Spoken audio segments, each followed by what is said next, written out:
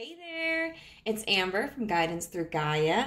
If you're new here, welcome. I hope that you find something useful or enjoyable, and if you do, I would greatly appreciate it if you could hit that subscribe button and the notification bell to be alerted to whenever I upload a new video.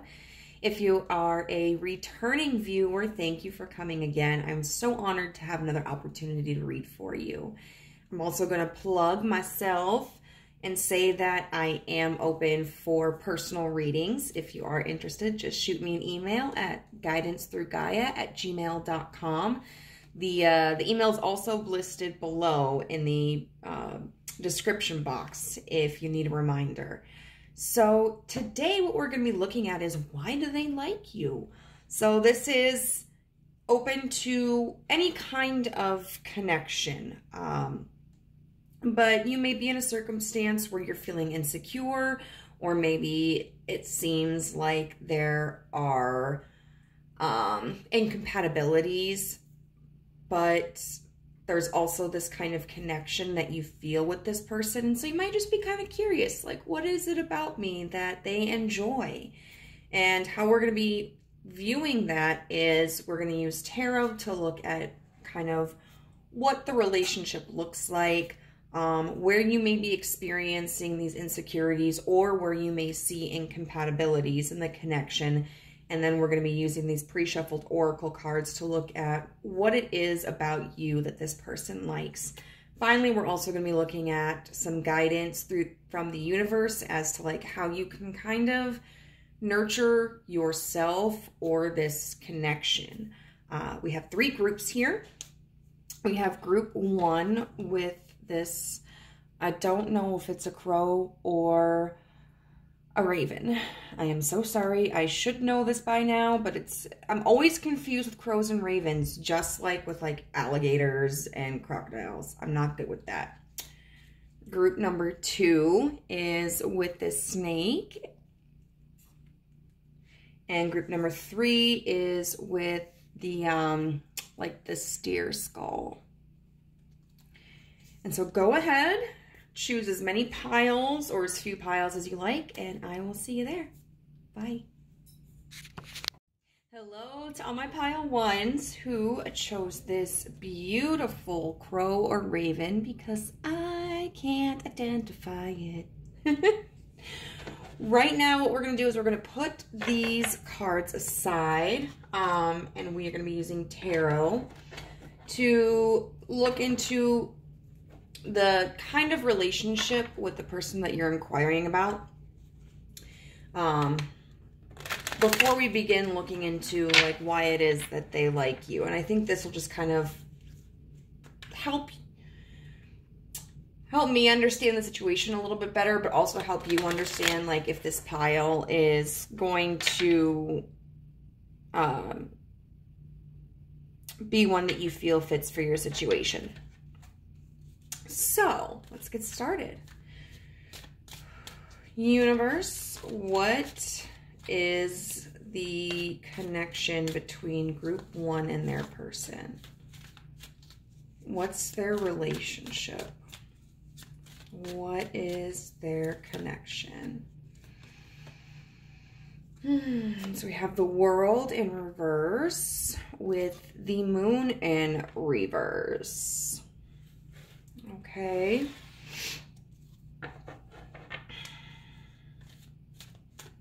What is the connection between group one and their person?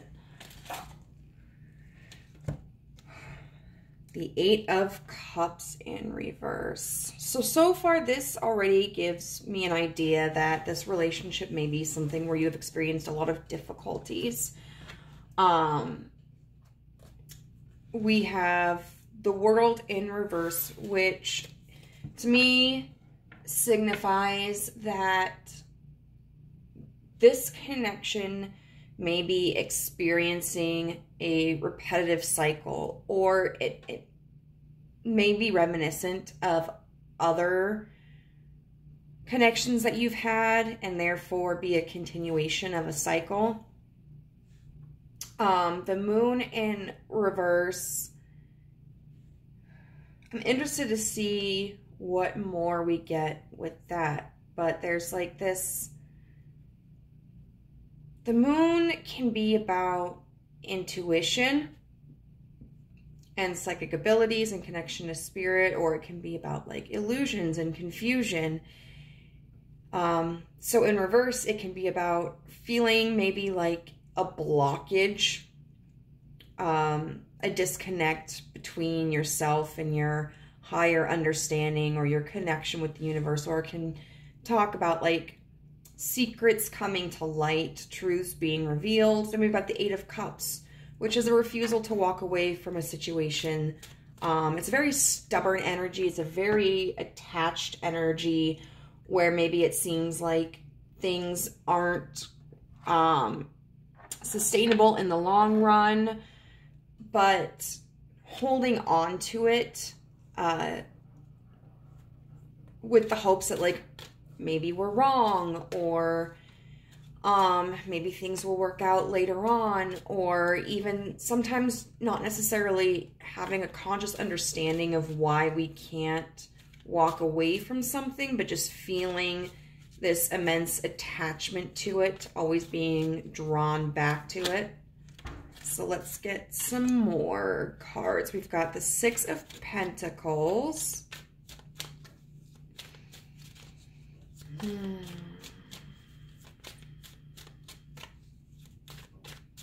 What else can you tell us about this connection between group one and their person? The Knight of Wands in reverse. And the King of Pentacles in reverse.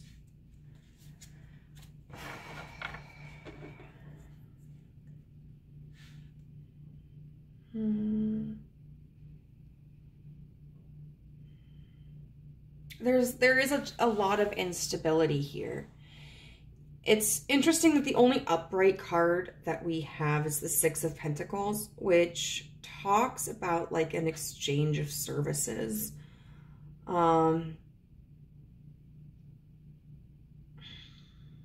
so underneath this world, it's like this feeling of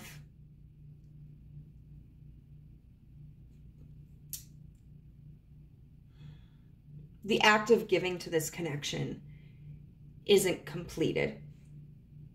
There's still something that you are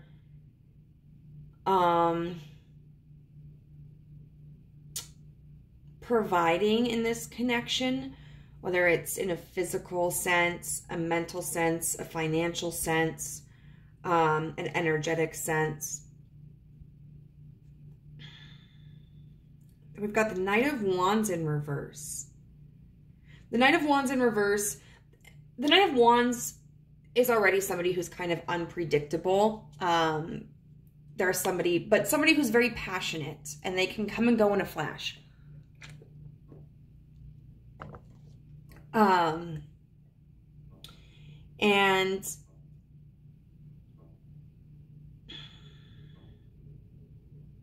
But I would say the Knight of Wands in reverse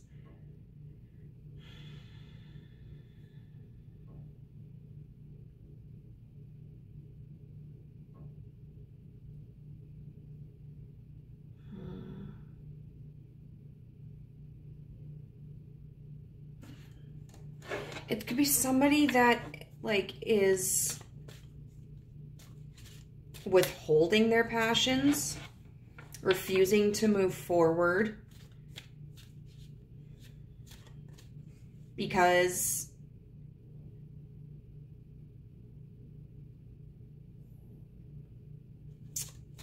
I'm going to get a little bit more on this one.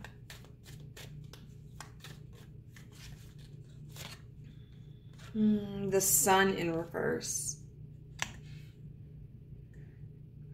There's a sense of like desire here and a hope, but also it feels like this restriction that's induced by like the self, whoever that may be, whether that's like you having a passion for this connection, but restraining yourself or the other person because because it doesn't seem, with this King of Pentacles in reverse, it doesn't seem grounded. It doesn't seem sustainable. It's something where there's like, it feels there's a lot of passion and creativity, but also a lot of disappointment or a lot of fear, or trying to temper expectations, because sometimes we may feel drawn to something, but we're also craving a certain level of stability and consistency. But the King of Pentacles in reverse isn't somebody who's going to be able to offer that. So this strikes me as a connection that kind of waxes and wanes, maybe with some unhealthy attachments, very passionate connection, but one where there is not a lot of practicality in it. So let's see like what your insecurities may be regarding this connection, or like where you feel there may be some incompatibilities. Death in reverse.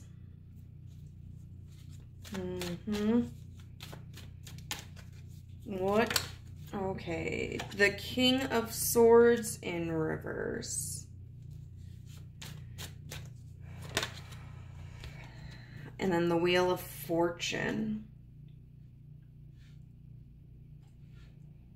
Overall, it feels like this insecurity, that nothing is going to change.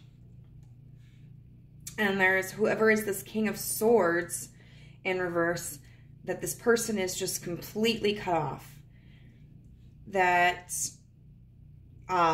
they are not receptive to creating anything stable.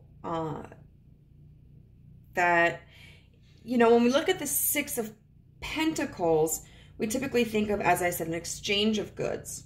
And so we think of, you know, I provide somebody with something and they in turn provide me with something. And that's not always the same thing.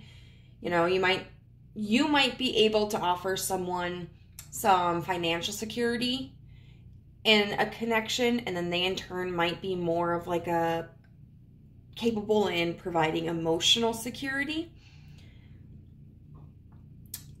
But in this connection, it feels like that's just not happening. But it seems like potentially you continue to give with this hopes that it will happen. But there's also this overbearing fear, or I don't know if it's necessarily fear. The sense of kind of like coming to terms with it's not going to change. You know, this person is not going to return to me in any capacity. They are not going to offer to provide anything.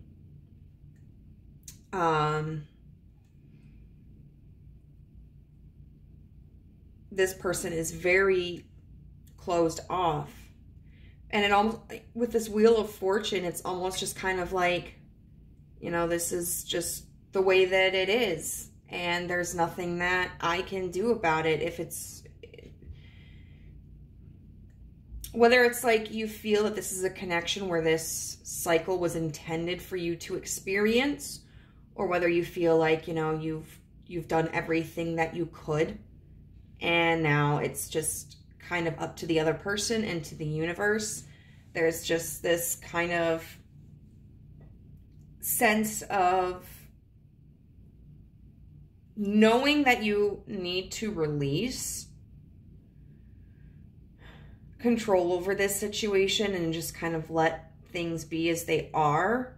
But then with this Eight of Cups in reverse, still struggling with this desire to persist, you know, this desire to hold on to this connection. That's tough, pile number one. I get it. You know, I've definitely been there.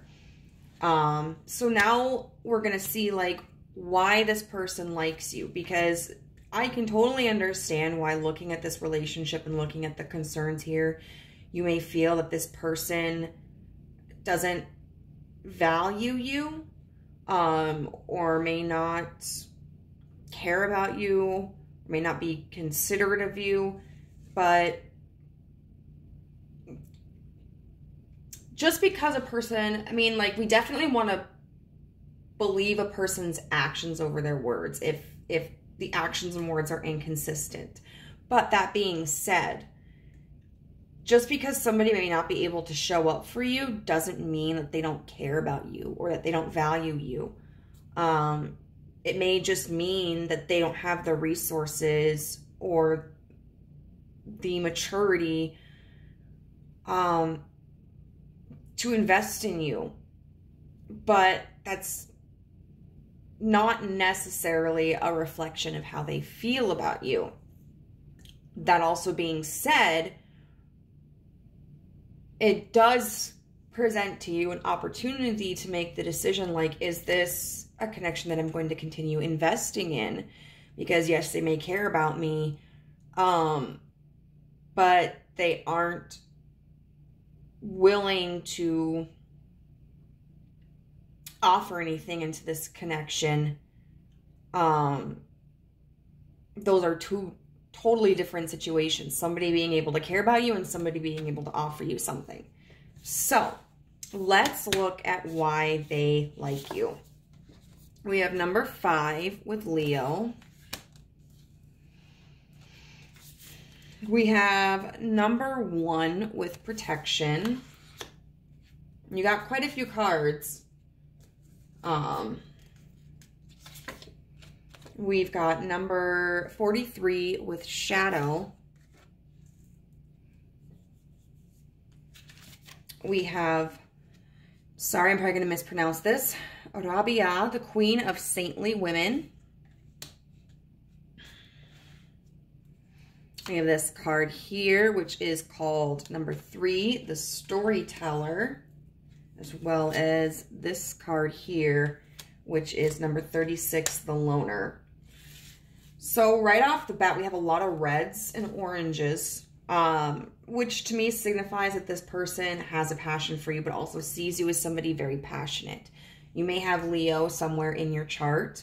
I would say that some prominent places you might have it is like a Leo sun, which is kind of like our very core of who we are. A Libra rising, which is maybe how we present ourselves to people.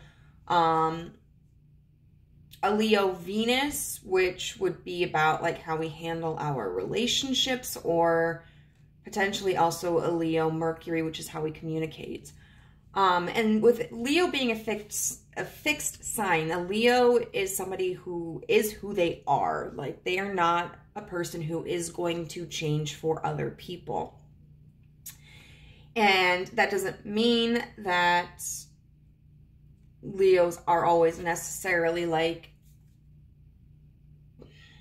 the most authentic, because I've known a lot of Leos who have put on masks. But I mean, at the same time, they're always kind of masks that are a version of themselves. Leos just can be very good at tailoring who they are and like what parts of themselves they are expressing to fit the mold of the situation. I will say that with Leo being upright, it's very likely that this person is acknowledging like that you probably represent a lot of the mature aspects of Leo, or like the light or positive aspects of Leo. And it's very funny here because we actually have what I think to be several qualities within these cards that talk about Leo energy. So first of all, with the Storyteller, it says, I have the right to speak because I listen when others speak. Leos are known to be they're just very big personalities. And they're very good at knowing how to capture an audience and how to garner attention. Leos typically do thrive on attention, and that sometimes is a result of them having like their own insecurities about their worth. With this storyteller card, however, it does talk about the character of the storyteller being somebody who is just as good at listening as they are at telling stories. It specifically mentions like being able to draw in a crowd of people who are compatible and interested in what they have to say, and being able to read the room and understand their audience. You know, so this is somebody who never tells a boring story, but they're also not going to be the person that makes people roll their eyes because the audience feels that they're just embellishing far too much. Like, they know how to teeter, they know how to toe the line and tell a story that's authentic and interesting. We also have this protection card here. I definitely feel that this person sees you as somebody who may have a little bit of a guard up, but also somebody who is very protective. Leos kind of get a bad rap because they can be seen as like this King of Wands energy, like player energy, but when they do develop connections seriously, they can be very loyal. Leos also tend to be individuals who are very protective of others who they feel may be experiencing unfair circumstances. Whether it's people who are at a constant disadvantage because maybe they have like a learning disability, or maybe they're poor, or maybe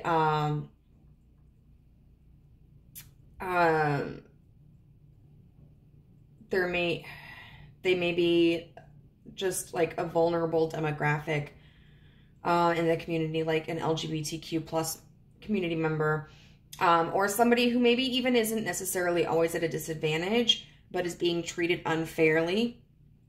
So like somebody at work who, you know, normally has like a pretty decent reputation, but then like maybe you see that a coworker is talking mad shit about this person for not finishing a project on time or something, and you go like, hey dude, did you know like this person has some shit going on in their life? Come on. Like, this person has always been consistent in their work ethic. They've always handled these projects really well, and you know what, like, give them a fucking break. I would say another thing though is with this loner card, it seems like you aren't entirely dependent upon other people. Like, Leos can be typically very, very extroverted. They're the life of the party. They're constantly drawing in attention. And as I mentioned, like, sometimes they can become too dependent upon that attention for validation. But what I would say this person likes about you is that even though you do well with people, you do well with crowds, you may be somebody who they do see as extroverted or who garners a lot of attention, they also see that you're comfortable alone and that you are not reliant upon others for validation. What I notice about this card in particular is this ship here, and that makes me think of the Six of Swords, which to me signifies that this person likely has, like, sees that you have undergone some very difficult circumstances, but that you have overcome them, or you are in the process of overcoming them, that you may be somebody who is able to spin a negative into a positive or look on the bright side of things. Then we have the Shadow card here. Now this card itself talks about being able to use like humor to diffuse situations and tensions, and I think that you're probably very good at doing that.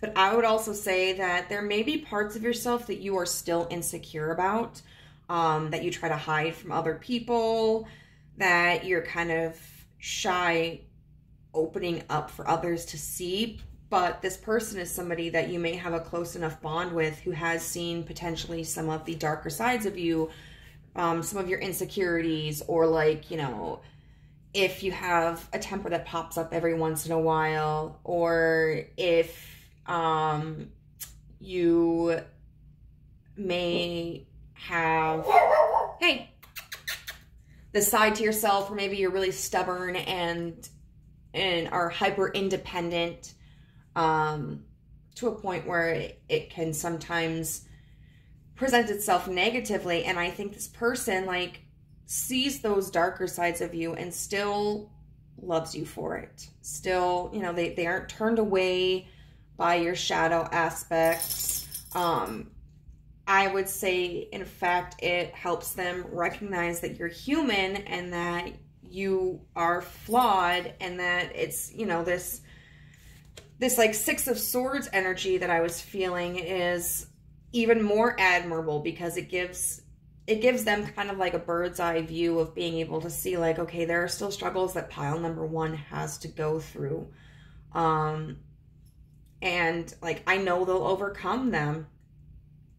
And it may even, this might be somebody who, you know, because I really do feel that they may be the King of Pentacles in reverse, and the King of Swords in reverse, but they may be somebody that's able to kind of connect with you on that because maybe they're struggling with their own insecurities.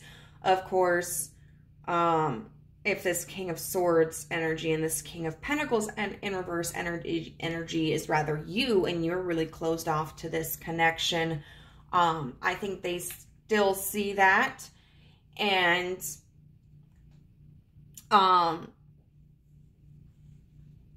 it's not something that has changed their opinion of you. I think that they still very much admire you and find things to absolutely adore about you.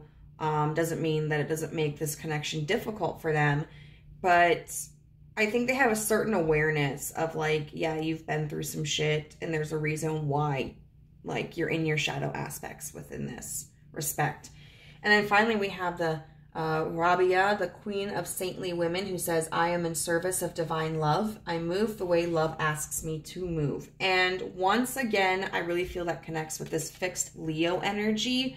So Rabia was a woman who began her life as a slave, and then her slave owner saw her dedication to Allah and freed her because he recognized her as a saint. And in the description of her, it talks about how she wanted to carry a torch in one hand and a bucket of water in another so that she could light the gates of heaven on fire and temper the flames of hell, because Rabia was someone who believed in expressing unconditional love and not doing things for the sake of gaining recognition or avoiding punishment. And so I feel that this represents how this person sees you, that you are somebody who does something from the purity of your heart. And you do things because you feel it's the right thing to do, not because you're trying to gain recognition or a reward or trying to avoid a punishment, but that you're somebody who has a lot of honesty and integrity. So that is actually, that's so beautiful. And it shows that, like, even though there's this very difficult energy we've got going on over here about the actual connection between the two of you, the person that you're inquiring about has a very high opinion of you.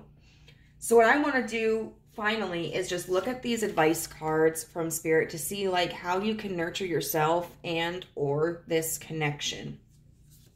So we've got number 14 with spiritual maturation. And we've got clear your karma. So with this spiritual maturation, I feel like you definitely have a lot of practical earthly skills.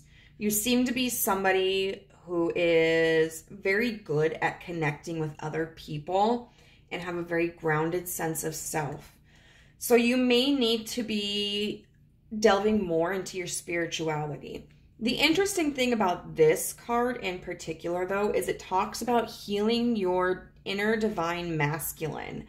So you may be somebody who has done a lot of work on your inner feminine, or you may be more in touch with your inner feminine self, but it's your masculine self that needs more nurturing and more healing.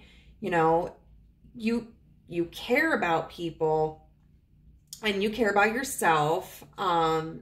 You're in touch with your feelings, but you may be struggling to take action with that.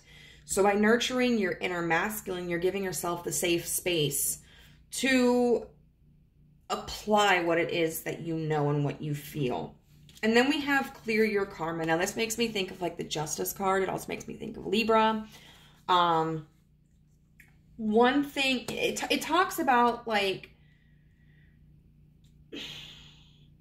kind of negative perceptions we may have about ourselves or about our connections, and how sometimes those perceptions that we have may not be accurate.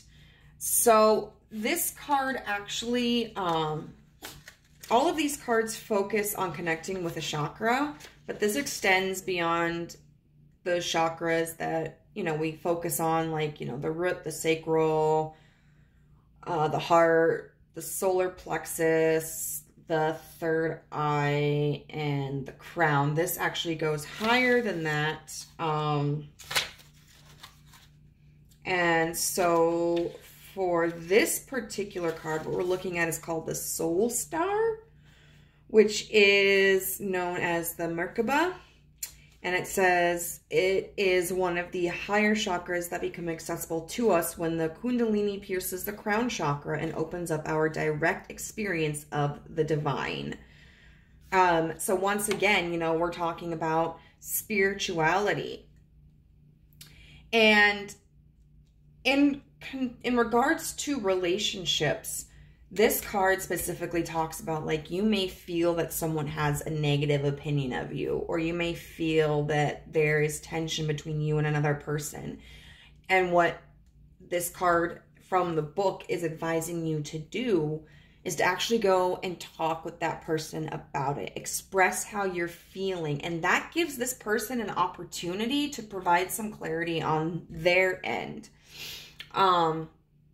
You may also want to do some shadow work in regards to healing your divine masculine, in regards to attachments. You may have, if you're not the king of, so if the other person is the King of Pentacles and the King of Swords in reverse, you may have like an anxious attachment style. If you are the King of Pentacles and the King of Swords in reverse, you may have an avoidant attachment style. And so you may want to do some healing regarding your attachment styles. But other than that, you know, this is, I really feel, an opportunity for you to grow in your own self-worth, and to learn that, you know, there was this ad that I just watched, and that's not to say that this is what's going to happen, but it was for that comic strip. It's really beautiful, and it focuses, I think, on like Persephone and Hades, and each character is like a different color. Like there's the purple and there's blue and green and all that stuff. But it used this voiceover about like how sometimes some people are meant to be in our lives for a short time and then they're meant to leave. And then another person responds like, but that's painful. And then it's like, yes, that is, but wasn't it wonderful for the time that they were here? So you may need to just also focus on healing expectations of relationships, because what another person can and cannot give has less to do with you than it does with them. And I think it's natural to kind of take it personally when someone cannot provide us with what we want or what we need. But as human beings, we have the capability of really expanding our understanding beyond that. And it takes time and it takes effort, but it really relieves us of the burden of attaching our worth to what someone else can provide us or what we can provide to somebody else. So, group number 1, I hope that was really helpful. Or slightly helpful. I meant to say I really hope that was helpful, but, you know, words got switched around. If this resonated with you in any way, I would love to know how in the comments down below. And I'll see you next time. Best of luck. Bye. Hello to all my fabulous pile number 2s with the Black Serpent.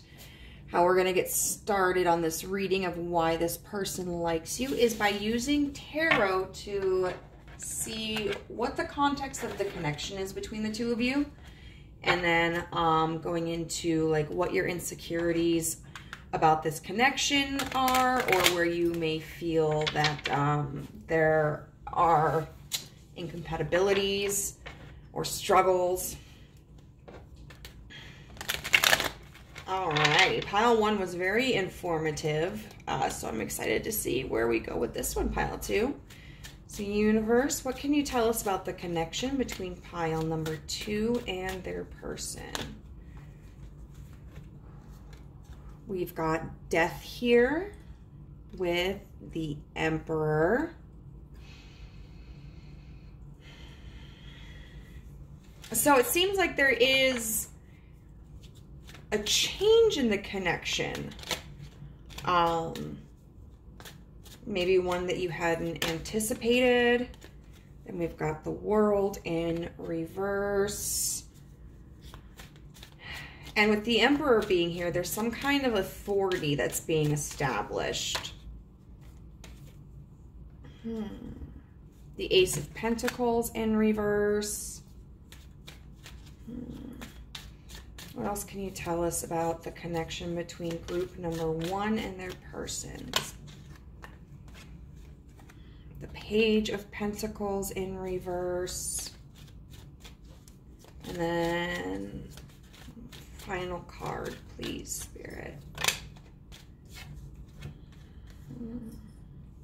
And the Six of Wands in reverse.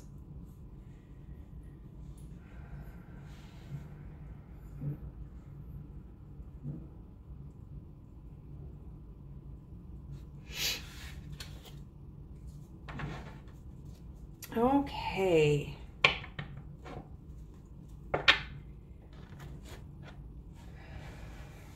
I might, you know what, actually, I kind of want to pull some extra cards. With this Death card and this Ace of Pentacles in reverse, it feels like the relationship has changed in the context of maybe there's nothing new to offer. Or this feeling that there's nothing new to offer. You may feel that this connection has reached kind of a stagnancy. I kind of want to see what it's about, though. Let's see. Can you clarify? The Nine of Swords. And there seems to be concern about that.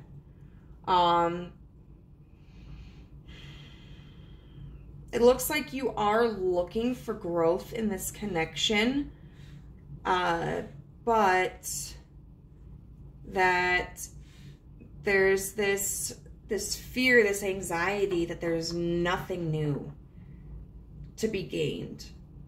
The Emperor with the Page of Pentacles. Now, it's interesting because a page is somebody who is a student, who is learning. And we have that in reverse here underneath the Emperor. And the Emperor would really be a teacher. The Emperor is a jack of all trades. The Emperor is an authority figure.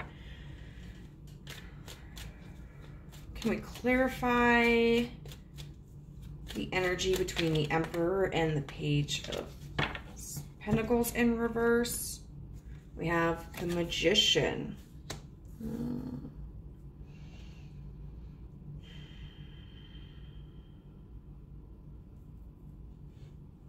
Interesting. And the Magician is somebody who is transformational.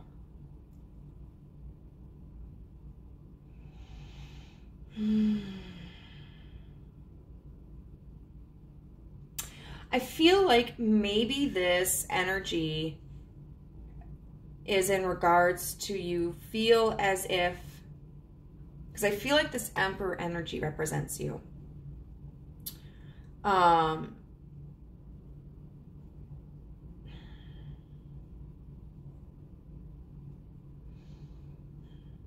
But maybe that there's nothing left to offer because you've already taught this person everything that you know. I do really feel that this is like a mentor and student kind of connection. Whether it's on like an official level, such as, you know, you are in an institution, or whether it's more of an unofficial paradigm. This could be somebody that you are speaking with online, somebody that you've met through the community, or maybe even like a friend that has developed an interest in something that you are relatively skilled at, you know, very proficient at, somebody who might be, we might consider an expert with. And whether there's a monetary exchange or not, because we see these pentacles here, I just feel that this is a partnership that you feel has kind of reached its capacity. And I feel like you're taking that very personally. And then we have like the World in reverse with the Six of Wands in reverse, which to me signifies this energy of like, you're not ready for this connection to end.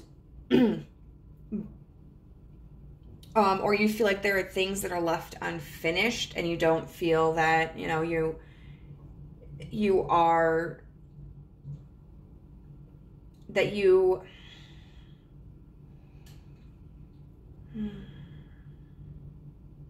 it's kind of like a parent with their child when they feel like the child isn't ready to leave the nest. And there's really, at the same time, no reason to hold that child back from leaving the home. But it's just this energy of like, but they're not ready yet. Like there's so much out there in the world that they don't know about, and I have to prepare them for. But on the same token, you feel like you've taught them everything you do know. And so it's almost kind of like scrambling, like what else can I teach them? What other tasks can I give them? What other challenges can I provide for them? What other lessons can we cover?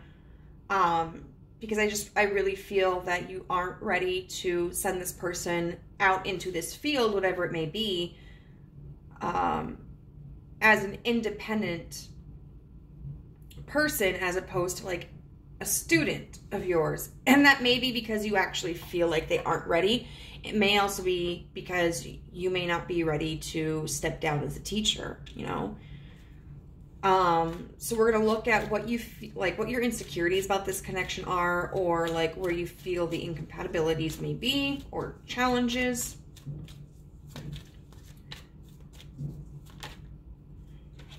Temperance in reverse.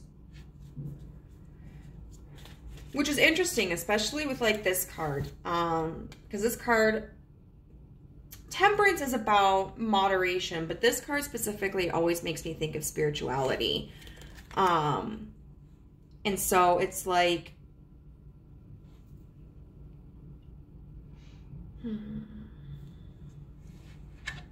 makes me think of not,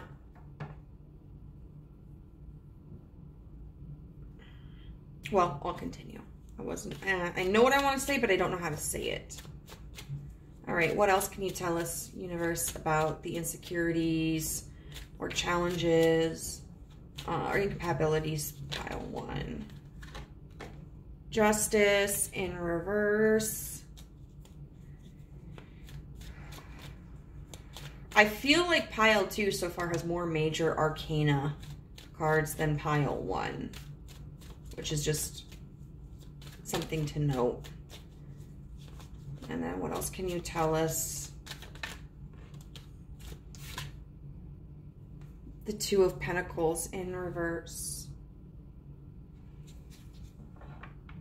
I want to see what this Temperance in reverse is about. It's interesting though. We have cards, all these cards are about balance. Temperance is about moderation. Justice, Libra, we have the Scales. And then the 2 of Pentacles. It's all about balance. We have Temperance with the 9 of Cups in reverse and the 9 of Wands in reverse.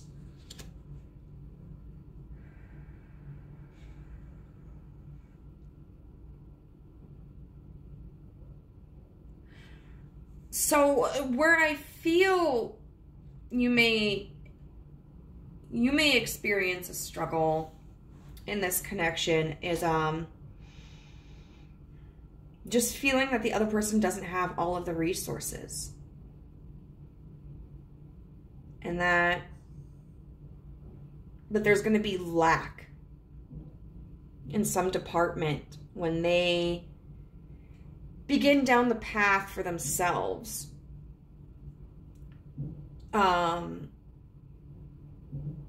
You may feel that they are too experienced in one area and not in enough, or maybe it's the fact of like they have enough of the book smarts but they don't have the real world experience. And with this Temperance in reverse, we have the 9 of Cups with the 9 of Wands. Now 9s are all about independence, which is very, very interesting. I really do feel, which, you know, just kind of reaffirms to me this fear of like that you may have about them pursuing this independently. You know, the 9 of Wands in reverse is somebody who hasn't traveled the path. They don't know the struggles. And the 9 of Cups is somebody who hasn't been able to build that emotional fulfillment for themselves. And so it's almost like you kind of are afraid to send them out on their own because you feel they may be too dependent on you. But I'm going to say this, like, by keeping them under your wing and not allowing them to venture out on their own, that's just perpetuating that dependency upon you. You know, I can tell that you care very much for this person. And it's natural to worry about somebody when they're about to embark on a journey that they haven't really had the experience of before. Especially when it's something that you're so well versed in. But, you know, and it also can be like, you know, this fear of like, if I send them out into the world, if I send them out to embark on their own journey and they don't succeed, like, what does that say about my skills? But there's a point where you have to let go, pile number 2, and you have to trust them, and you have to trust your own skills, and you have to trust the universe. And then under the deck, we have the 9 of Pentacles in reverse. Oh, no practical foundation, you know, that they built. But you got to give them that opportunity. You have to. So we're going to look to see why this person likes you. Okay? And it looks like a lot of this, you know, there doesn't seem really to be much concern about how they view you. But I think this is going to be beneficial for you because you're very concerned, it appears, about them leaving, you know, the fold here and being independent, which, as we already discussed, you know, might in part be a concern of like, well, what if I wasn't a good enough teacher? What if I didn't provide them enough resources? And I think it's going to be really good for you to see like what they value about you. So we have number 11 with Aquarius, collaborate in reverse. We have number 13 with good fortune. We have number 20 with divinity. We have Joan of Arc, the warrior of light. And we have number 10, the teacher. So first thing I'm going to say is they definitely do see you as somebody who is capable and an expert in their field. You know, with the teacher, hello. I study and share wisdom with those who will value it. This person is somebody who really looks up to you, who trusts in the skills that you are helping them develop, who trusts in the knowledge that you impart to them. They have like a really high regards for you in respect to being an authority figure. With divinity, I almost see this as like, I wouldn't be surprised if you guys have a spiritual connection. So you may be some sort of spiritual teacher and they may be your subordinate. It obviously doesn't have to be that way. But with this divinity card, it really makes me see that like you may be somebody who is very well known in your community, in your religion or in your spirituality. You know, maybe you're a priest, or maybe you are a missionary, or maybe you are a shaman, or work in like Reiki or tarot, or life coaching or something of that nature that may tend to be viewed as more like philosophical than tangible. And this person, your student, really sees you as somebody who has a divine connection, and is very, very powerful. With a good fortune, they see the fruits of your labor as being positive. And they really see that having this connection with you, this mentorship from you, is something that is going to help them excel in life and in their experiences. With Aquarius in reverse, Aquarians are a fixed sign. So they are the type of people who are not going to change for anybody. And how I could see Aquarius being very important in like, which part of your chart? I would probably say like Neptune and Aquarius, because that can deal with like creativity and spirituality.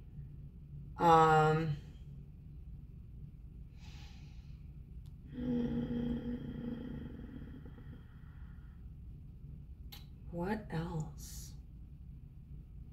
Maybe your moon sign in Aquarius, which talks about like our emotional expressions. But Aquarians have a tendency of being able to think very abstractly. They think very outside of the box. And at first glance, they may seem like a water sign, but they aren't. They're an air sign. And air can penetrate basically any crevice, areas all around us.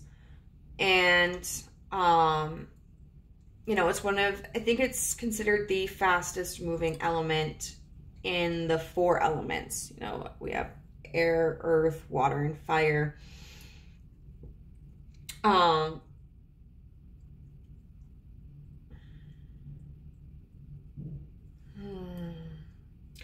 I would say Aquarians tend to be very creative. It is in the reverse, so I believe that there may be some of your more, what we would consider potentially your shadow attributes, or challenging attributes that this person admires within you. Aquarians who are expressing their more challenged attributes may be very inflexible. They can be very rigid and maybe difficult to collaborate with, because it's like, nope, this is my vision, this is how I'm going to do it, this is where we're going. And I think, you know, as somebody who is a student of yours, they may find that to be very valuable. Aquarians who are expressing like a challenging attribute may also be those who are disconnected from their emotions and really are focused logically, which I think is something that your student may appreciate in regards to your connection and like who you are. Then with Joan of Arc, the Warrior of Light, I have a steel-like faith in myself. The angels armor me with conviction. This is like profound. This is, I believe, who your student sees you as. The Joan of Arc, you know, somebody who may have come from a more simple background but felt called to do something and made monumental strides. You know, Joan of Arc didn't really want to live this life as somebody who was like trying to liberate France from the Brits, but she felt that it was really important to do so. She felt like she was being divinely guided, and so she did it. And it cost her her life. But I feel like your pupil sees you as somebody who has made a lot of sacrifices to pursue what it is that you feel is your calling. And I think that they really have a lot of respect for you for that. So this is somebody, like, you may feel concerned about how prepared this person is, but this person has a lot of confidence in how you've prepared them. They feel very confident in your capabilities as an instructor, and they feel that they have learned a lot from you to be able to go out and apply your teachings into their own practices. So now we're just going to look at some advice to see like how you can nurture yourself or this connection. We've got number 3 with your heart's expression. We've got number 37 with softening into grace. We've got devotion unites me with the infinite. And then we have, I call back my power. So I definitely feel that these cards are more in relation to how you can nurture yourself. Pile 1, it seemed a little bit more like it was about nurturing the connection.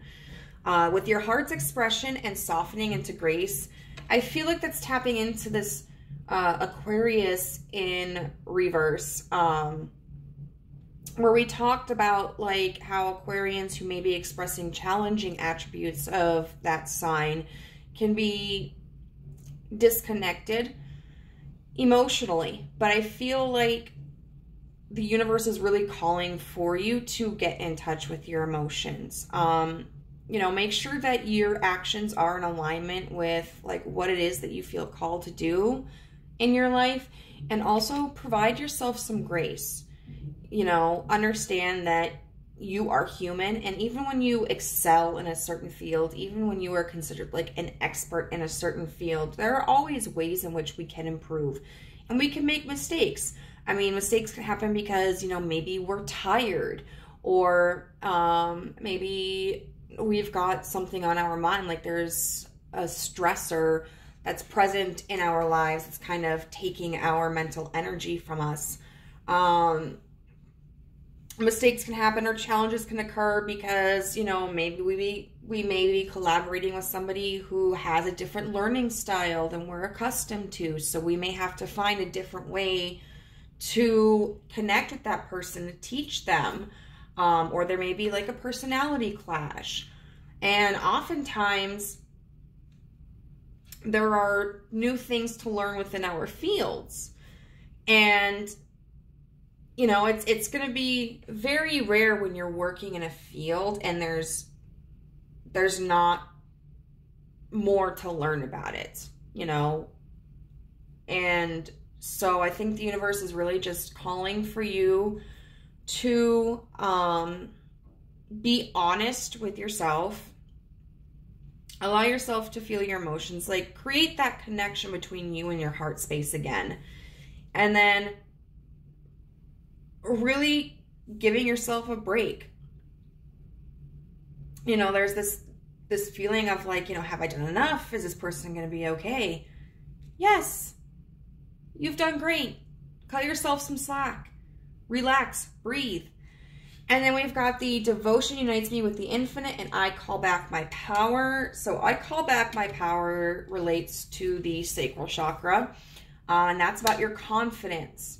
And so it doesn't matter like how much we know about our field of study. There's always the propensity for us to feel like insecure about it, because insecurities are not necessarily facts.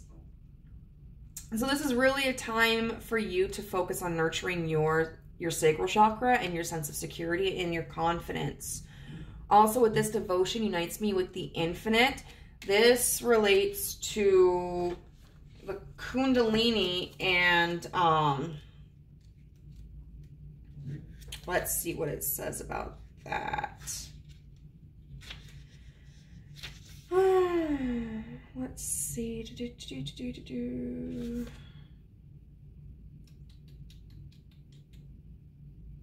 So it says, the messages of these cards help us tune back into why we set out on this path in the first place. They help us reawaken the energy of excitement in our devotional practice and remind us that even taking small steps toward our own healing is good for the whole of humanity.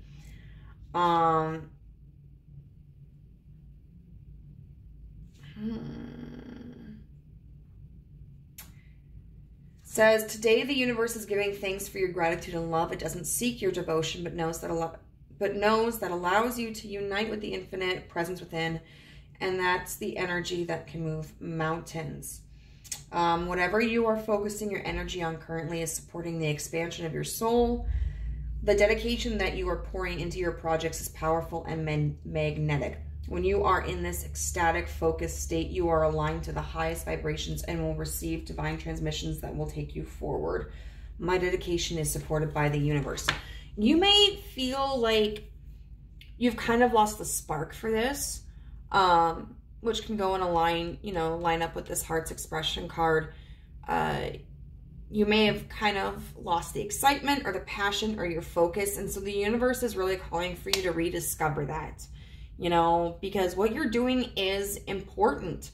And maybe it's that, you know, with this Aquarius energy, maybe you need to just get a little bit more creative. Maybe you've been doing this for so long that it's become very like textbook for you. And maybe you need to rediscover your passion for this, or adjust your approach to this a little bit. Like say you're a spiritual teacher and you've really been focusing on crystals. Maybe in the beginning you just had this really deep passion for the utilization of crystals in healing and in everyday life, but it's just kind of become routine and blah for you. Maybe you need to shift where you focus your teachings on. Maybe you start focusing on, maybe you start focusing on chakras in your your spiritual teachings.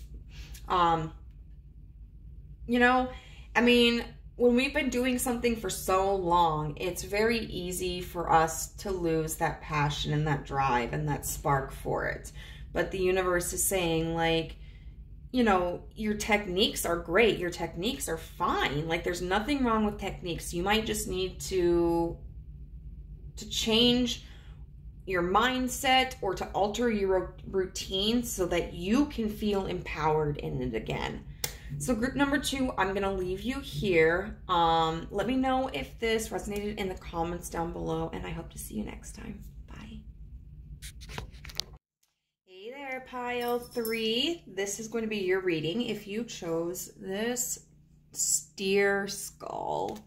So we're going to start by looking at what the nature of your connection is. This is going to help us in a few different ways. First way is to make sure that this is the correct pile for you. The next way is to give a little bit of a context to the situation that will help me kind of understand better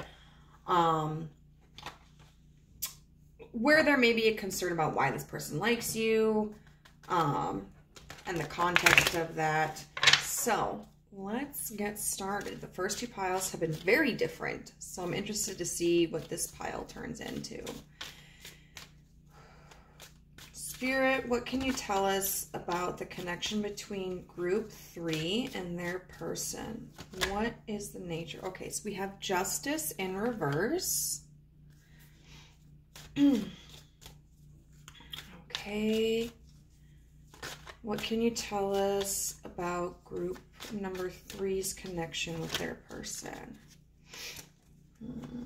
We have the 9 of Cups in reverse. The King of Swords upright. We have the Queen of Wands in reverse. The Knight of Wands upright. Lots of court cards with this one. And then what else can you tell us about group 3's connection with their person? All right, the 5 of Wands. So this one, it does seem like there's been some tension in this connection. The Justice card is Libra energy, and it talks about balance, rights versus wrongs, and then this Queen of Wands in reverse. The Queen of Wands is somebody who lacks confidence. She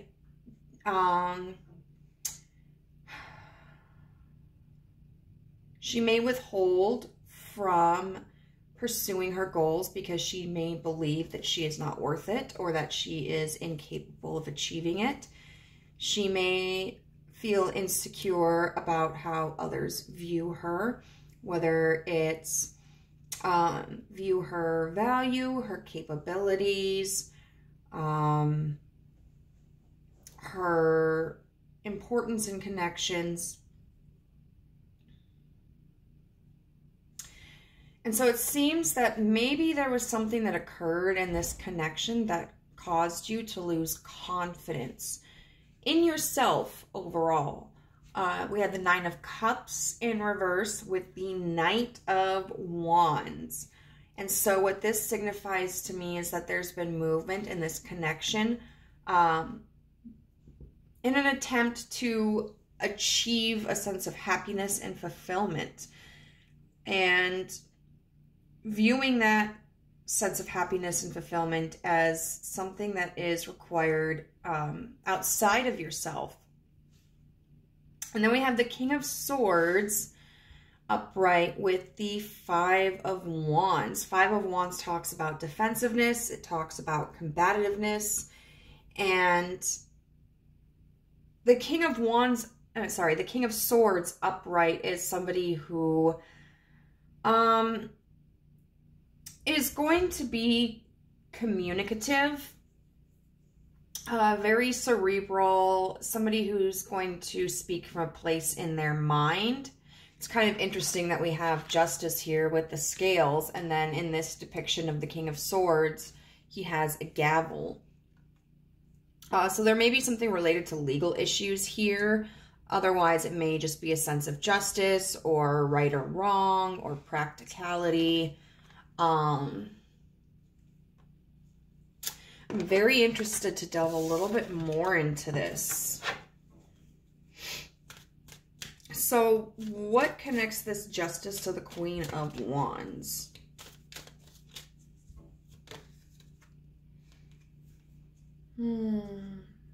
Four of Cups in reverse, which can talk about kind of releasing our hold on our emotions or our creativity, you know, from when we've been withholding something, maybe getting to a point where we have decided to release that. So like, say if this is a connection where you are nervous to be authentic and to be vulnerable and to emotionally invest, maybe getting to a point where you decide like, okay, I'm ready. I'm going to express myself. I'm going to let this person in. I'm going to be my authentic self. And that may have resulted in some sort of rejection or reaction that you didn't anticipate, which may have potentially caused this Queen of Wands in reverse energy, this lack of confidence. Can you expand more on this Nine of Cups in reverse and this Knight of Wands energy? What's going on here? We have the Fool in reverse, which talks about not taking the initiative, but also like being scared to start something new, or feeling resistance in the oh, how do I want to say it? Like there's resistance to starting a new path. And then this King of Swords energy with this Five of Wands. What's going on here?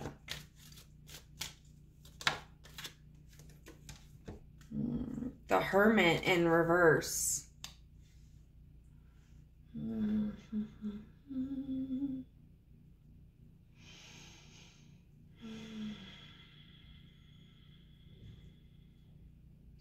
The Hermit in reverse can be somebody who is either not willing to look inwards, not willing to expand their knowledge, not willing to do inner work. It can also be somebody who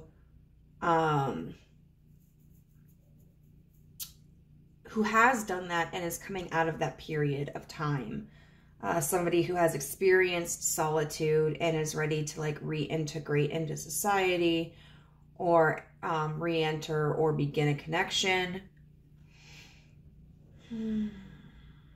What I'm going to do now, because it's a little bit confusing for me. Like, I understand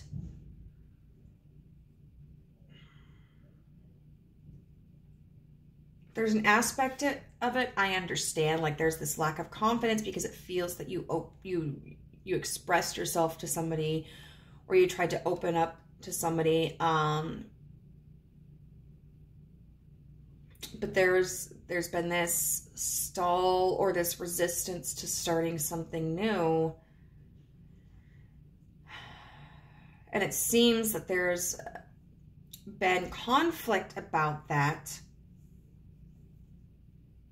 But I want to see if we can further understand what this connection is based upon what your insecurities are, or what you feel like any challenges in this connection may be. So we have the Ace of Swords.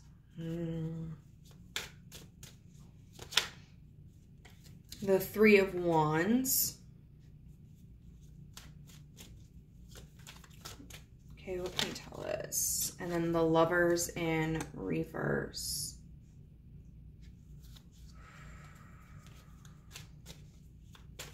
All right, what was this truth? The Page of Pentacles. Upright. What's this Three of Wands? The Four of Pentacles. And then what's this Lovers in reverse? The Eight of Cups in reverse.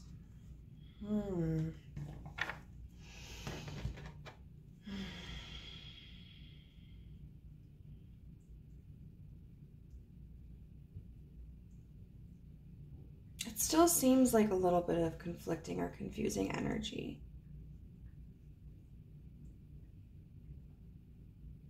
So the Ace of Swords would be about some sort of truth being revealed, being expressed. It's kind of like the aha moment. It's the light and the dark. And then we've got the Page of Pentacles, which is someone who is a student, somebody who is investing in somebody who is coming forward to make like an offer.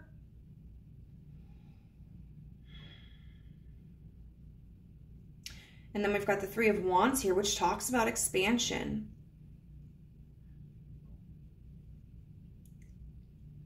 You know, and when I think of the Three of Wands, I think of very like creative energy, romantic energy, sexual, passionate energy. The Two of Wands for me oftentimes can signify like two people entering into like a very passionate, romantic, sexual, energetic connection. And then the Four of Wands would be like this very passionate commitment. But the Three of Wands is like that tentative place in between, you know, where it's this kind of acknowledgement of, yes, I feel this way about you and I'm interested in you, but let's see where this goes. And then we've got the Four of Pentacles, though, which is about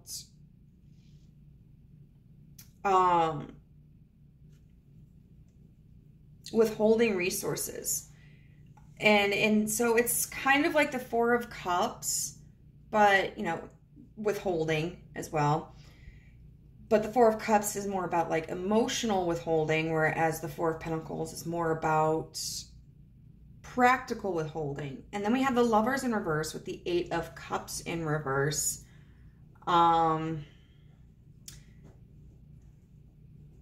The Lovers in reverse can feel like almost star-crossed lovers in a sense. You know, I would imagine something like Romeo and Juliet in the context of, you know, they felt that like they were such a solid couple together and that they were destined to be together, but like they were being torn apart, and then they made the decision to end their lives, and it's tragic. You know, it's not the happy ending that you want. It kind of feels like fate pulling you apart, or the universe coming in and kind of putting a roadblock in front of a goal that you're trying to achieve, and kind of giving you almost like a, giving you almost like a detour, as if to say like, this isn't for you, or this isn't ready yet. But then we've got the Eight of Cups in reverse, which talks about like being stuck in the past. And so it's like maybe this connection can't move forward because someone is stuck in the past, you know, or this feeling of like experiencing this strong attachment to where even though you may not be seeing something progressing forward, you know, it's hard to move on from it. You know, and maybe you're finding yourself confused about the situation as well. I think sometimes that can really influence a reading, but it definitely at the very end feels like you open yourself up to something, but there was a roadblock there, there was a rejection there, or a response that you weren't expecting, and so that it really created this sense of insecurity within you. and potentially caused a conflict between you and this other person. And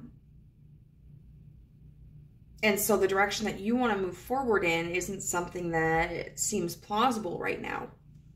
So what we're going to do is we're going to look at like why this person likes you, because that can be very frustrating.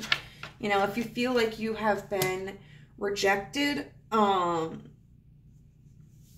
then thinking like, well, does this person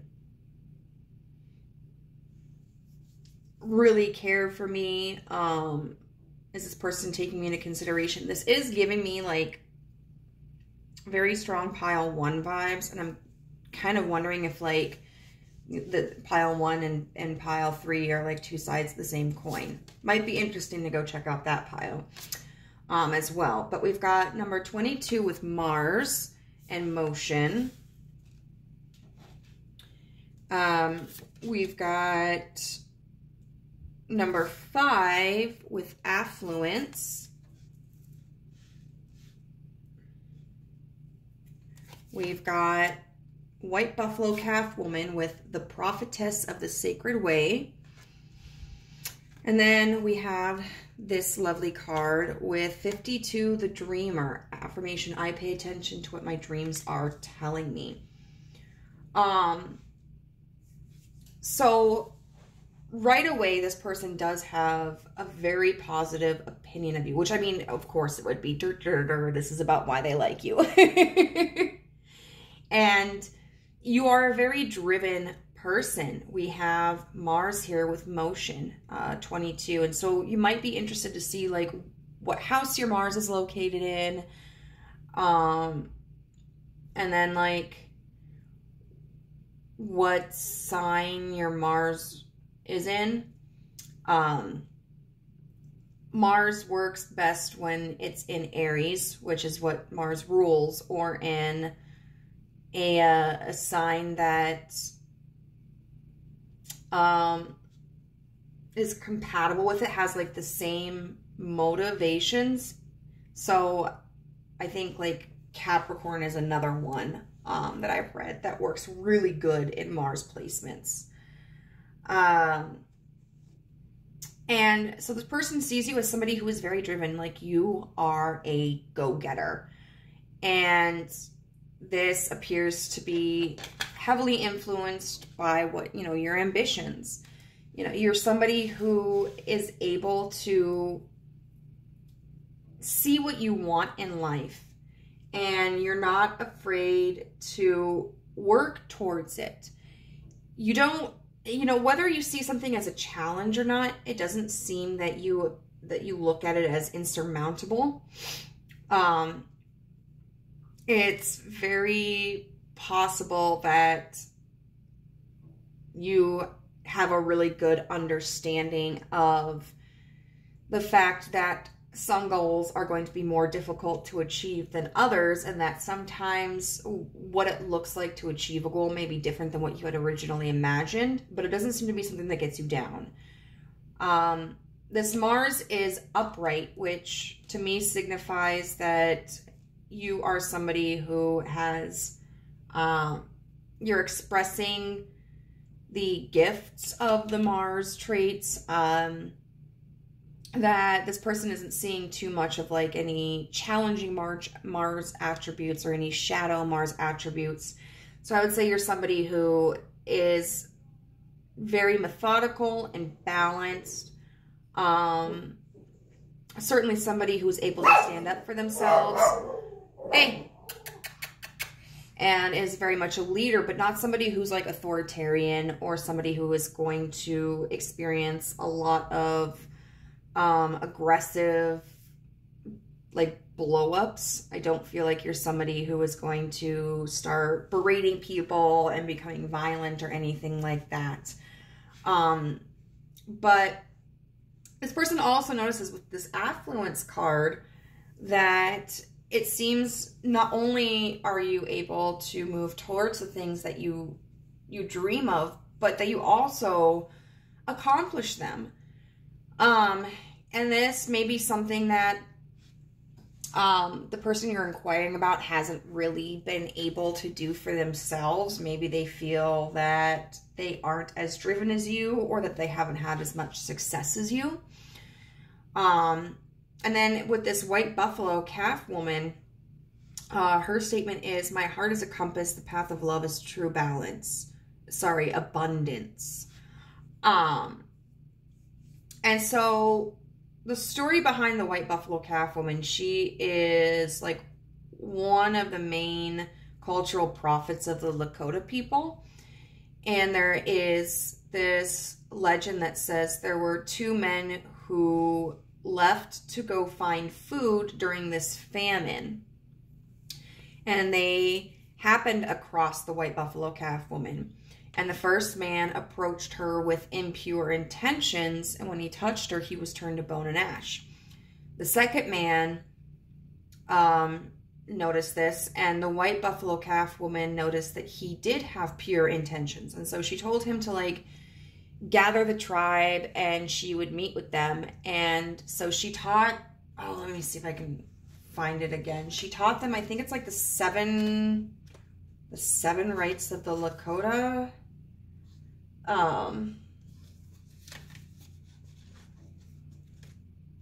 Let's see.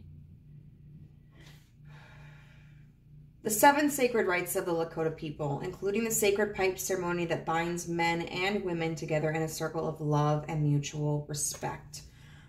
So I do feel, okay, so with that being said, it's interesting that last part talks about binding men and women together in a circle of love and mutual respect.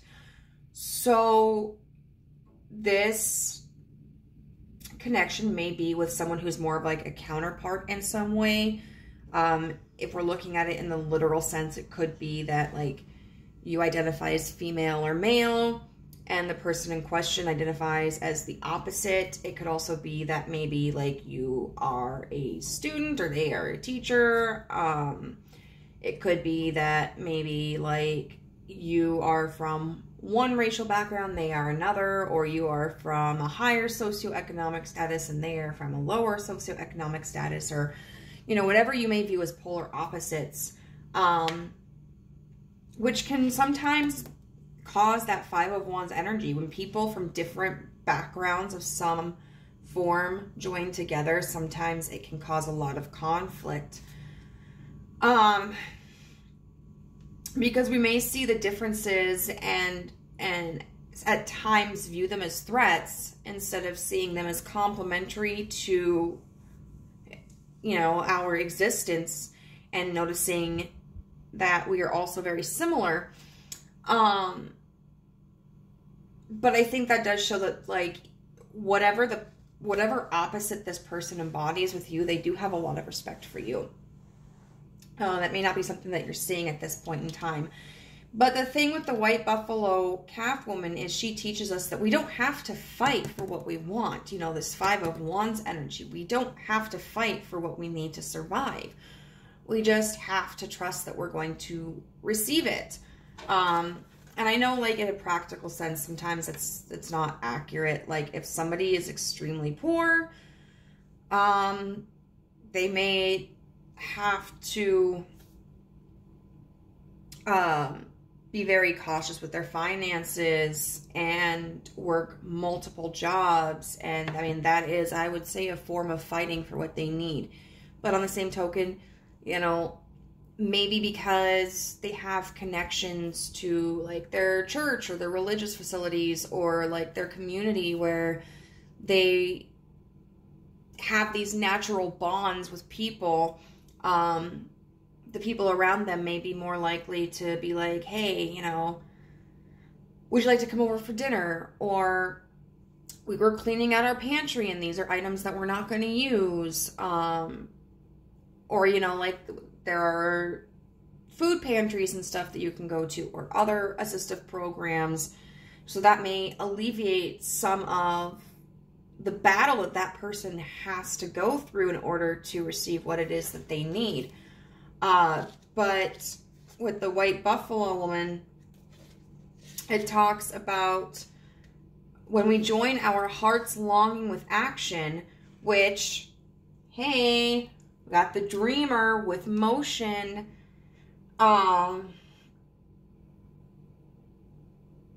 We find that there's a sacred way to move through the world. This sacred way is a path of steady, quiet alignment between the heart's intention and our every step.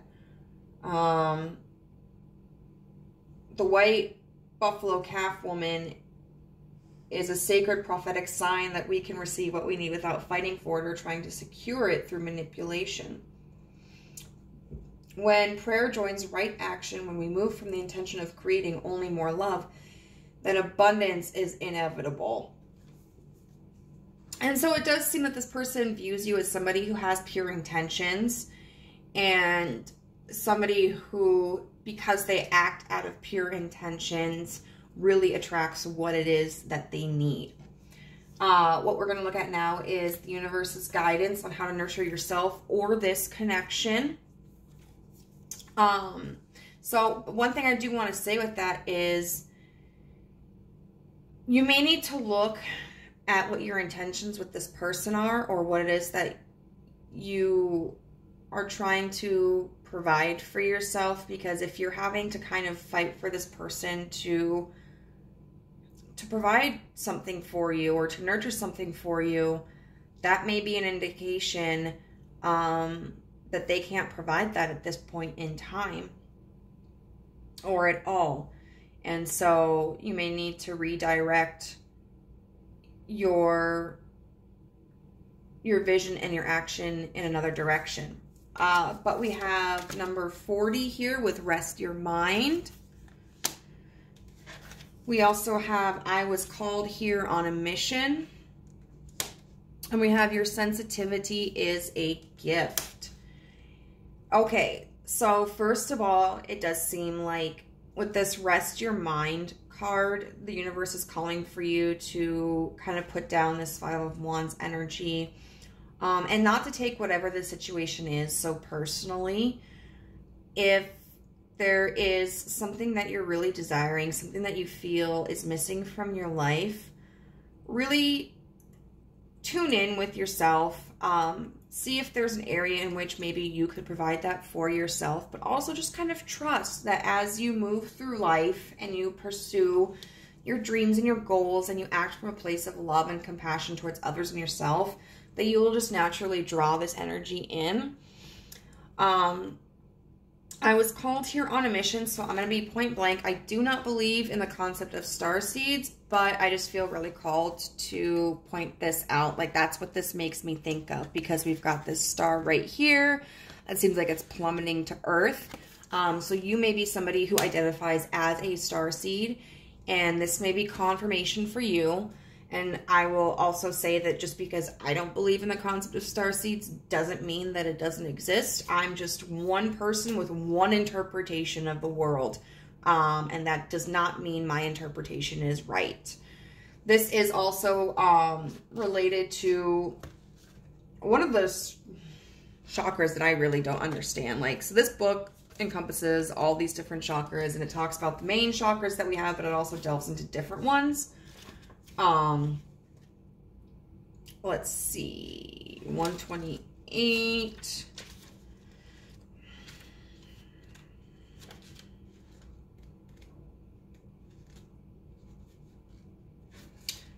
This is related to the Gaia gateway, which talks about connecting us to the earth, which is like, it's supposed to be this chakra that's like underneath our feet or something, and it grounds us to our purpose.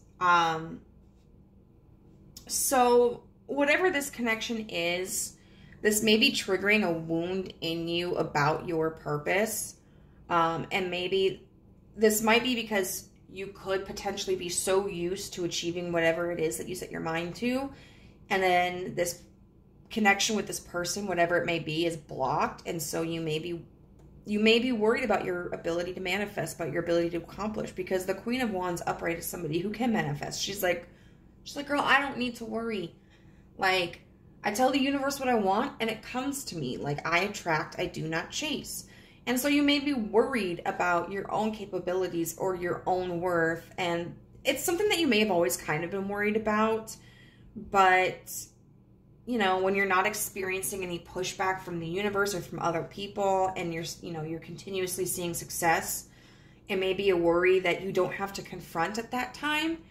But then when you get a situation like this, all of a sudden the insecurity reemerges. But the universe is really calling for you to reconnect with what your purpose is, because you do have a mission. Like it says, let's see. Your life has a great purpose, and when this card comes to you, the universe is reminding you of it. In fact, this card brings a boost of confidence. It shows that you are on the right path just by being who you truly are. You are a bright spark of light and goodness for other people, or to other people. So stop getting yourself worried about specifics. Just express the power of your spirit in the most authentic way possible. Shine now, shine where you are, express your gifts, and the rest will unfold. I remember the power of my spirit.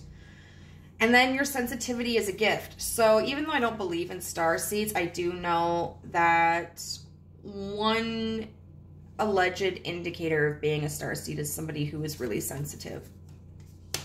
And this is related to your sacral chakra, which deals with the element of water, and water often deals with emotions and creativity.